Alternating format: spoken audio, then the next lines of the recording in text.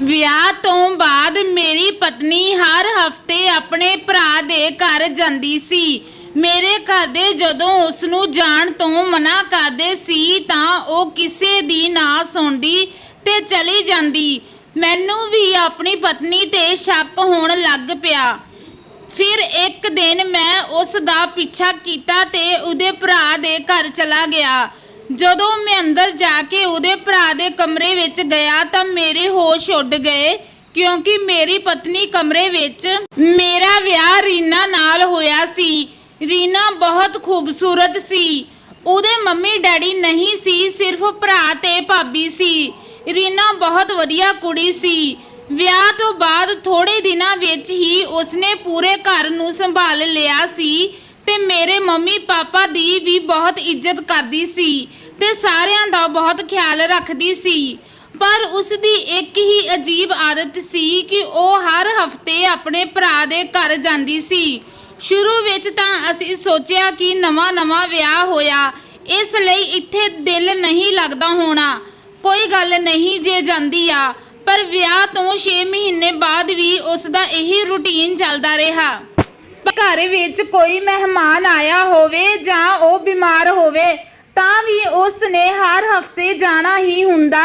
ਤੇ ਇੱਕ ਹੋਰ ਅਜੀਬ ਗੱਲ ਸੀ ਕਿ ਉਹ ਮੈਨੂੰ ਕਦੇ ਵੀ ਨਾਲ ਨਹੀਂ ਲੈ ਕੇ ਜਾਂਦੀ ਸੀ ਤੇ ਕਹਿੰਦੀ ਸੀ ਕਿ ਮੈਂ ਇਕੱਲੀ ਨੇ ਹੀ ਜਾਣਾ। ਮੈਨੂੰ ਉਹਦੀ ਇਸ ਗੱਲ ਤੇ ਬਹੁਤ ਗੁੱਸਾ ਆਉਂਦਾ, ਪਰ ਉਹ ਸਾਰਿਆਂ ਨਾਲ ਇੰਨੇ ਪਿਆਰ ਨਾਲ ਰਹਿੰਦੀ ਸੀ ਕਿ ਨਾ ਚਾਹੁੰਦੇ ਹੋਏ ਵੀ ਮੇਰਾ ਗੁੱਸਾ ਸ਼ਾਂਤ ਹੋ ਜਾਂਦਾ ਸੀ। ਮੈਨੂੰ ਹੁਣ ਉਹਦੇ ਤੇ ਸ਼ੱਕ ਹੋਣ ਲੱਗ ਗਿਆ ਸੀ ਕਿ ਜ਼ਰੂਰ ਰੀਨਾ ਮੇਰੇ ਤੋਂ ਕੋਈ ਗੱਲ ਛੁਪਾ ਰਹੀ ਹੈ। ਫਿਰ ਇੱਕ ਦਿਨ ਜਦੋਂ ਉਸ ਨੇ ਕਿਹਾ ਕਿ ਮੈਂ ਆਪਣੇ ਭਰਾ ਦੇ ਘਰ ਜਾਣਾ ਤਾਂ ਮੈਂ ਬਿਨਾਂ ਕੋਈ ਬਹਿਸ ਕੀਤੇ ਜਾਣ ਲਈ ਹਾਂ ਕਰ ਦਿੱਤੀ, ਕਿਉਂਕਿ ਉੱਦਾਂ ਵੀ ਉਹਨੇ ਜਾ ਕੇ ਹੀ ਰਹਿਣਾ। ਪਰ ਮੈਂ ਰਸਤੇ ਵਿੱਚ ਕਿਸੇ ਦੇ ਘਰ ਕੋਲ ਰੁਕ ਗਿਆ ਜਿੱਥੇ ਮੈਨੂੰ ਕੋਈ ਦੇਖ ਨਾ ਸਕੇ। ਥੋੜੇ ਟਾਈਮ ਬਾਅਦ ਰੀਨਾ ਘਰੋਂ ਬਾਹਰ ਆਈ ਤੇ ਆਟੋ ਵਿੱਚ ਬੈਠ ਕੇ ਚਲੇ ਗਈ। ਮੈਂ ਵੀ ਆਪਣਾ ਮੋਟਰਸਾਈਕਲ ਛੱਡ ਕੇ ਦੂਜੇ ਆਟੋ ਵਿੱਚ ਬੈਠ ਕੇ ਉਸ ਦਾ ਪਿੱਛਾ ਕਰਨ ਲੱਗ ਗਿਆ। ਜਦੋਂ ਉਸ ਦਾ ਆਟੋ ਉਹਦੇ ਭਰਾ ਦੇ ਘਰ ਦੇ ਬਾਹਰ ਜਾ ਕੇ ਰੁਕਿਆ ਤਾਂ ਮੇਰਾ ਇੱਕ ਸ਼ੱਕ ਤਾਂ ਖਤਮ ਹੋ ਗਿਆ ਕਿ ਇਹ ਆਪਣੇ ਭਰਾ ਦੇ ਘਰ ਹੀ ਜਾਂਦੀ ਹੈ। ਰੀਨਾ ਘਰ ਦੇ ਅੰਦਰ ਚਲੇ ਗਈ ਤੇ ਮੈਂ ਬਾਹਰ ਖੜਾ ਸੋਚ ਰਿਹਾ ਸੀ ਕਿ ਅੰਦਰ ਜਾਵਾਂ ਕਿ ਨਾ। ਉਹਦਾ ਭਰਾ ਤੇ ਭਰਜਾਈ ਕੀ ਸੋਚਣਗੇ ਕਿ ਰੀਨਾ ਦੇ ਪਿੱਛੇ ਕਿਉਂ ਆਇਆ।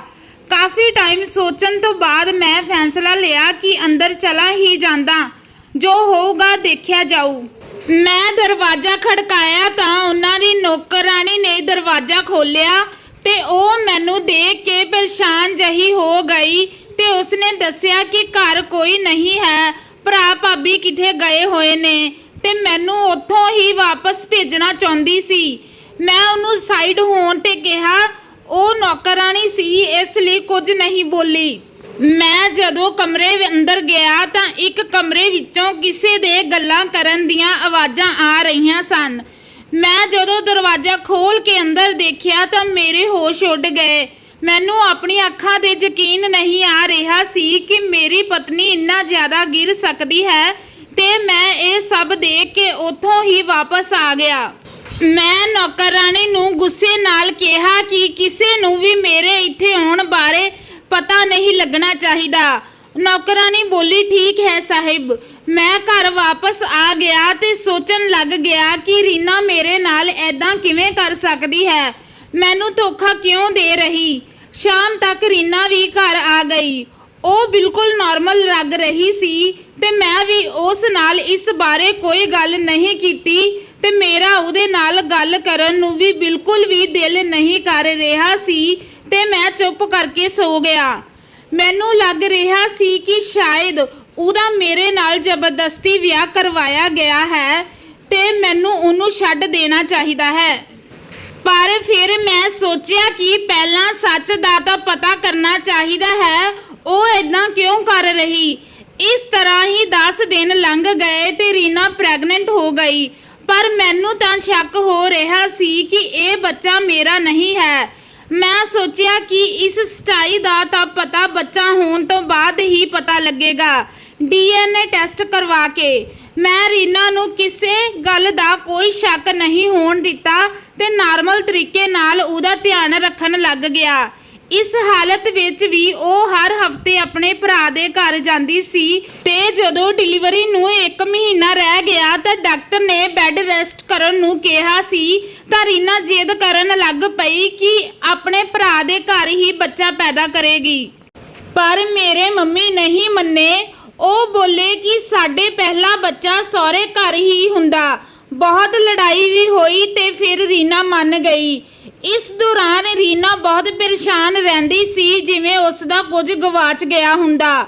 ਹੌਲੀ-ਹੌਲੀ ਟਾਈਮ ਲੰਘਦਾ ਗਿਆ ਤੇ 9 ਮਹੀਨੇ ਪੂਰੇ ਹੋ ਗਏ ਤੇ ਰੀਨਾ ਨੇ ਇੱਕ ਪਿਆਰੇ ਜਿਹੇ ਬੱਚੇ ਨੂੰ ਜਨਮ ਦਿੱਤਾ। ਸਾਰੇ ਬਹੁਤ ਖੁਸ਼ ਸੀ, ਪਰ ਮੈਂ ਤਾਂ ਇਸ ਪਰੇਸ਼ਾਨੀ ਵਿੱਚ ਸੀ ਕਿ ਇਹ ਮੇਰਾ ਬੱਚਾ ਹੈ ਵੀ ਜਾਂ ਨਹੀਂ। ਸਾਡੇ ਘਰ 21 ਦਿਨਾਂ ਬਾਅਦ ਹੀ ਬੱਚੇ ਦੇ ਵਾਲ ਉਤਾਰ ਦਿੱਤੇ ਜਾਂਦੇ ਤੇ ਮੈਂ ਉਹ ਵਾਲ ਲੈ ਕੇ DNA ਟੈਸਟ ਕਰਵਾਉਣ ਚਲਾ ਗਿਆ ਤੇ ਰਿਪੋਰਟ ਆਉਣ ਦਾ ਇੰਤਜ਼ਾਰ ਕਰਨ ਲੱਗ ਗਿਆ। ਜਦੋਂ ਬੱਚਾ 1 ਮਹੀਨੇ ਦਾ ਹੋ ਗਿਆ ਤਾਂ ਰੀਨਾ ਆਪਣੇ ਘਰ ਜਾਣ ਦੀ ਜਿੱਦ ਕਰਨ ਲੱਗ ਗਈ। ਉਹਦੇ ਭਰਾ ਭਾਬੀ ਵੀ ਲੈਣ ਆ ਗਏ ਤੇ ਮੰਮੀ ਨੇ ਉਹਨਾਂ ਦੇ ਬਹੁਤ ਜ਼ੋਰ ਲਾਉਣ ਤੇ ਰੀਨਾ ਨੂੰ ਜਾਣ ਦੀ ਇਜਾਜ਼ਤ ਦੇ ਦਿੱਤੀ। ਮੈਂ ਵੀ ਅਗਲੇ ਹੀ ਦਿਨ ਰੀਨਾ ਨੂੰ ਉਸ ਦੇ ਘਰ ਮਿਲਣ ਚਲਾ ਗਿਆ ਤਾਂ ਕਿ ਕੁਝ ਪਤਾ ਲੱਗ ਸਕੇ। ਮੈਂ ਕਾਫੀ ਟਾਈਮ ਉੱਥੇ ਬੈਠਾ ਰਿਹਾ। ਸਭ ਕੁਝ ਨਾਰਮਲ ਸੀ, ਪਰ ਇੱਕ ਗੱਲ ਸੀ ਕਿ ਪਹਿਲਾਂ ਉਹਨਾਂ ਨੇ ਸਿਰਫ ਨੌਕਰਾਣੀ ਰੱਖੀ ਸੀ ਤੇ ਹੁਣ ਇੱਕ ਹੋਰ ਆਦਮੀ ਨੌਕਰ ਰੱਖ ਲਿਆ ਸੀ। ਮੈਂ ਜਦੋਂ ਰੀਨਾ ਦੇ ਭਰਾ ਨੂੰ ਪੁੱਛਿਆ ਤਾਂ ਉਸਨੇ ਦੱਸਿਆ ਕਿ ਮੇਰੀ ਪਤਨੀ ਠੀਕ ਨਹੀਂ ਰਹਿੰਦੀ, ਇਸ ਲਈ 2 ਨੌਕਰ ਰੱਖਿਆ। ਮੈਂ ਸੋਚ ਰਿਹਾ ਸੀ ਕਿ ਸ਼ਾਇਦ ਇਹੀ ਰੀਨਾ ਦਾ ਆਸ਼ਿਕ ਹੋਣਾ। ਰੀਨਾ ਦੇ ਭਰਾ ਦੀ ਆਮਦਨ ਇੰਨੀ ਵੀ ਨਹੀਂ ਸੀ ਕਿ ਉਹ 2 ਨੌਕਰ ਰੱਖ ਸਕੇ। ਰੀਨਾ ਨੂੰ ਮਾਇਕੇ ਗਈ ਨੂੰ ਹਫਤਾ ਹੀ ਹੋਇਆ ਸੀ ਕਿ ਟੈਸਟ ਦੀ ਰਿਪੋਰਟ ਵੀ ਆ ਗਈ। ਰਿਪੋਰਟ ਮੇਰੀ ਸੋਚ ਤੋਂ ਬਿਲਕੁਲ ਉਲਟ ਸੀ। ਉਹ ਬੱਚਾ ਮੇਰਾ ਹੀ ਸੀ। ਇਸ ਗੱਲ ਨਾਲ ਮੈਨੂੰ ਤਸੱਲੀ ਹੋ ਗਈ, ਪਰ ਇੱਕ ਪਰੇਸ਼ਾਨੀ ਸੀ ਕਿ ਮੇਰੇ ਕੋਲ ਮੇਰੀ ਪਤਨੀ ਦੇ ਖਿਲਾਫ ਕੋਈ ਸਬੂਤ ਨਹੀਂ ਸੀ ਤੇ ਜੇ ਮੈਂ ਐਦਾਂ ਹੀ ਸਾਰਿਆਂ ਨੂੰ ਦੱਸਦਾ ਤਾਂ ਮੇਰੇ ਤੇ ਕਿਸੇ ਨੇ ਯਕੀਨ ਨਹੀਂ ਕਰਨਾ ਸੀ, ਕਿਉਂਕਿ ਰੀਨਾ ਸਾਰਿਆਂ ਨਾਲ ਬਹੁਤ ਪਿਆਰ ਨਾਲ ਰਹਿੰਦੀ ਸੀ ਤੇ ਮੇਰੇ ਮੰਮੀ ਡੈਡੀ ਵੀ ਉਹਦੇ ਤੇ ਬਹੁਤ ਵਿਸ਼ਵਾਸ ਕਰਦੇ ਸੀ। ਮੈਨੂੰ ਸਮਝ ਨਹੀਂ ਆ ਰਿਹਾ ਸੀ ਕਿ ਮੈਂ ਹੁਣ ਕੀ ਕਰਾਂ, ਕਿਵੇਂ ਆਪਣੀ ਪਤਨੀ ਦਾ ਸੱਚ ਸਾਰਿਆਂ ਨੂੰ ਦੱਸਾਂ। ਮੈਂ ਅਕਸਰ ਆਪਣੇ ਬੱਚੇ ਨੂੰ ਮਿਲਣ ਜਾਂਦਾ ਰਹਿੰਦਾ ਸੀ, ਪਰ ਹੁਣ ਉਹ ਆਦਮੀ ਨੌਕਰ ਨਹੀਂ ਦਿਸਦਾ ਸੀ। ਜਦੋਂ ਮੈਂ ਉਸ ਨੌਕਰ ਬਾਰੇ ਉਹਦੇ ਭਰਾ ਨੂੰ ਪੁੱਛਿਆ ਤਾਂ ਉਸਨੇ ਕਿਹਾ ਕਿ ਉਹ ਬਹੁਤ ਕੰਮਚੋਰ ਸੀ, ਇਸ ਲਈ ਕੰਮ ਤੋਂ ਕੱਢ ਦਿੱਤਾ। ਰੀਨਾ ਕੁਝ ਦਿਨ ਆਪਣੇ ਮਾਇਕੇ ਘਰ ਰਹਿ ਕੇ ਵਾਪਸ ਆ ਗਈ ਸੀ, ਪਰ ਮੇਰੇ ਕੋਲ ਹਜੇ ਤੱਕ ਉਹਦੇ ਖਿਲਾਫ ਕੋਈ ਸਬੂਤ ਨਹੀਂ ਸੀ। ਰੀਨਾ ਘਰ ਆ ਕੇ ਸਾਰਿਆਂ ਨਾਲ ਬਹੁਤ ਪਿਆਰ ਨਾਲ ਰਹਿੰਦੀ ਸੀ ਤੇ ਕਿਸੇ ਨੂੰ ਕੋਈ ਸ਼ਿਕਾਇਤ ਦਾ ਮੌਕਾ ਨਹੀਂ ਦਿੰਦੀ ਸੀ। ਪਰ ਉਹਦਾ ਉਹੀ ਪੁਰਾਣਾ ਰੁਟੀਨ ਹਰ ਹਫਤੇ ਘਰੋਂ ਜਾਣ ਵਾਲਾ ਸ਼ੁਰੂ ਹੋ ਗਿਆ। ਇੱਕ ਦਿਨ ਮੈਂ ਰੀਨਾ ਦੇ ਜਾਣ ਤੋਂ ਬਾਅਦ ਉਸਦੇ ਪਿੱਛੇ ਚਲਾ ਗਿਆ। ਜਦੋਂ ਮੈਂ ਗਿਆ ਤਾਂ ਉਸਦੀ ਭਾਬੀ ਨੇ ਦਰਵਾਜ਼ਾ ਖੋਲ੍ਹਿਆ ਤੇ ਮੈਨੂੰ ਦੇਖ ਕੇ ਉਹਦਾ ਰੰਗ ਉੱਡ ਗਿਆ ਤੇ ਉਹ ਪਰੇਸ਼ਾਨ ਹੋ ਗਈ। ਮੈਂ ਆਪ ਹੀ ਅੰਦਰ ਚਲਾ ਗਿਆ। ਅੱਜ ਫਿਰ ਉਸੇ ਕਮਰੇ ਵਿੱਚੋਂ ਗੱਲਾਂ ਕਰਨ ਦੀ ਆਵਾਜ਼ ਆ ਰਹੀ ਸੀ। ਮੈਂ ਕਮਰੇ ਦਾ ਦਰਵਾਜ਼ਾ ਖੋਲ੍ਹਣ ਲੱਗਿਆ ਤਾਂ ਉਸਦੀ ਭਾਬੀ ਬੋਲੀ, ਉਹ ਬੱਚੇ ਨਾਲ ਗੱਲਾਂ ਕਰ ਰਹੀ ਹੈ। ਫਿਰ ਵੀ ਮੈਂ ਦਰਵਾਜ਼ਾ ਖੋਲ੍ਹ ਲਿਆ ਤੇ ਬੱਚਾ ਸੁੱਤਾ ਪਿਆ ਸੀ ਤੇ ਬੈੱਡ ਤੇ ਇੱਕ ਨੌਜਵਾਨ ਮੁੰਡਾ ਪਿਆ ਸੀ ਤੇ ਮੇਰੀ ਪਤਨੀ ਉਸ ਕੋਲ ਬੈਠੀ ਸੀ। ਮੈਨੂੰ ਦੇਖ ਕੇ ਰੀਨਾ ਦਾ ਰੰਗ ਉੱਡ ਗਿਆ ਤੇ ਉਹ ਯਕਦਮ ਖੜੀ ਹੋ ਗਈ। ਮੈਂ ਉਹਨੂੰ ਕਿਹਾ ਕਿ ਇਹ ਮੁੰਡਾ ਕੌਣ ਹੈ। ਉਹ ਕੁਝ ਨਹੀਂ ਬੋਲੀ। ਮੈਂ ਉਸ ਮੁੰਡੇ ਨੂੰ ਵੀ ਪੁੱਛਿਆ ਕਿ ਤੂੰ ਕੌਣ ਹੈ ਤੇ ਇੱਥੇ ਮੇਰੀ ਪਤਨੀ ਨਾਲ ਕੀ ਕਰ ਰਿਹਾ। ਉਹ ਮੇਰੇ ਵੱਲ ਹੀ ਦੇਖਦਾ ਰਿਹਾ ਤੇ ਅੱਖਾਂ ਵੀ ਹੋਰ ਤਰ੍ਹਾਂ ਕਰ ਰਿਹਾ ਸੀ। ਐਨੇ ਨੂੰ ਰੀਨਾ ਦਾ ਭਰਾ ਵੀ ਆ ਗਿਆ ਤੇ ਬੋਲਿਆ, ਜੇ ਤੁਸੀਂ ਹੁਣ ਆ ਗਏ ਹੋ ਤਾਂ ਮੈਂ ਤੁਹਾਨੂੰ ਸਾਰਾ ਸੱਚ ਦੱਸ ਦਿੰਦਾ ਹਾਂ। ਉਸ ਨੇ ਦੱਸਿਆ ਕਿ ਇਹ ਮੁੰਡਾ ਸਾਡਾ ਛੋਟਾ ਭਰਾ ਹੈ ਤੇ ਦਿਮਾਗੀ ਮਰੀਜ਼ ਹੈ। ਇਹ ਛੋਟੇ ਬੱਚਿਆਂ ਦੀ ਤਰ੍ਹਾਂ ਕਰਦਾ ਹੈ, ਬਚਪਨ ਤੋਂ ਹੀ ਇਸ ਤਰ੍ਹਾਂ ਦਾ ਹੈ। ਸ਼ੁਰੂ ਤੋਂ ਹੀ ਮੇਰੀ ਮਾਂ ਤੇ ਰੀਨਾ ਹੀ ਇਸ ਨੂੰ ਸੰਭਾਲਦੀਆਂ ਸੀ। ਮੰਮੀ ਦੀ ਮੌਤ ਤੋਂ ਬਾਅਦ ਰੀਨਾ ਹੀ ਇਸ ਨੂੰ ਨਹਾਉਂਦੀ ਸੀ ਤੇ ਉਹਦੇ ਕੱਪੜੇ ਬਦਲਦੀ ਸੀ। ਜੇ ਅਸੀਂ ਉਹਦੇ ਕੋਲ ਜਾਂਦੇ ਹਾਂ ਤਾਂ ਉਹ ਬਹੁਤ ਰੌਲਾ ਪਾਉਣ ਲੱਗ ਜਾਂਦਾ। ਮੈਂ ਹੀ ਉਸ ਨੂੰ ਖਾਣ ਪੀਣ ਨੂੰ ਦਿੰਦਾ ਸੀ। ਮੈਨੂੰ ਦੇਖ ਕੇ ਵੀ ਉਹ ਬਹੁਤ ਰੌਲਾ ਪਾਉਂਦਾ ਤੇ ਨਾ ਹੀ ਮੇਰੇ ਕੋਲ ਨਹਾਉਂਦਾ ਤੇ ਕੱਪੜੇ ਪਾਉਂਦਾ। ਆਪਣੀ ਭਾਬੀ ਨੂੰ ਤਾਂ ਉਹ ਲਾਗੇ ਵੀ ਨਹੀਂ ਲੱਗਣ ਦਿੰਦਾ, ਬਸ ਰੀਨਾ ਦੀ ਹੀ ਹਰ ਗੱਲ ਮੰਨਦਾ। ਤਾਂ ਹੀ ਤੁਹਾਡੇ ਲੱਖ ਮਨਾ ਕਰਨ ਦੇ ਬਾਵਜੂਦ ਵੀ ਰੀਨਾ ਇੱਥੇ ਆਉਂਦੀ ਸੀ ਤਾਂ ਕਿ ਆਪਣੇ ਭਰਾ ਦੇ ਕੱਪੜੇ ਬਦਲ ਸਕੇ ਤੇ ਉਹਨੂੰ ਨਹਾ ਸਕੇ।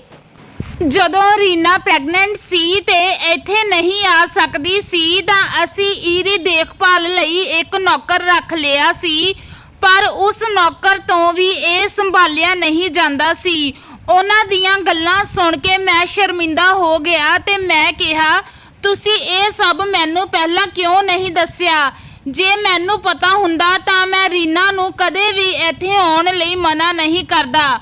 ਉਹ ਬੋਲੇ, ਵਿਆਹ ਤੋਂ ਪਹਿਲਾਂ ਅਸੀਂ ਤੁਹਾਨੂੰ ਸੱਚ ਨਹੀਂ ਦੱਸਿਆ ਤੇ ਜੇ ਵਿਆਹ ਤੋਂ ਬਾਅਦ ਵਿੱਚ ਦੱਸਦੇ ਤਾਂ ਤੁਸੀਂ ਸਾਡੇ ਬਾਰੇ ਪਤਾ ਨਹੀਂ ਕੀ ਸੋਚਣਾ ਸੀ, ਇਸ ਲਈ ਇਹ ਗੱਲ ਦੱਸਣ ਦੀ ਹਿੰਮਤ ਨਹੀਂ ਹੋਈ। ਮੈਂ ਰੀਨਾ ਨੂੰ ਕਿਹਾ ਸੀ ਕਿ ਇੱਕ ਦਿਨ ਮੈਂ ਤੈਨੂੰ ਦੇਖਿਆ ਸੀ ਤੇ ਤੂੰ ਆਪਣੇ ਭਰਾ ਦੇ ਕੱਪੜੇ ਬਦਲ ਰਹੀ ਸੀ ਤੇ ਮੈਂ ਤੈਨੂੰ ਗਲਤ ਸਮਝ ਲਿਆ ਸੀ ਤੇ ਮੈਂ ਰੀਨਾ ਤੋਂ ਮਾਫੀ ਮੰਗੀ ਤੇ ਆਪਣੇ ਘਰਦਿਆਂ ਨੂੰ ਵੀ ਇਸ ਸੱਚ ਬਾਰੇ ਦੱਸ ਦਿੱਤਾ।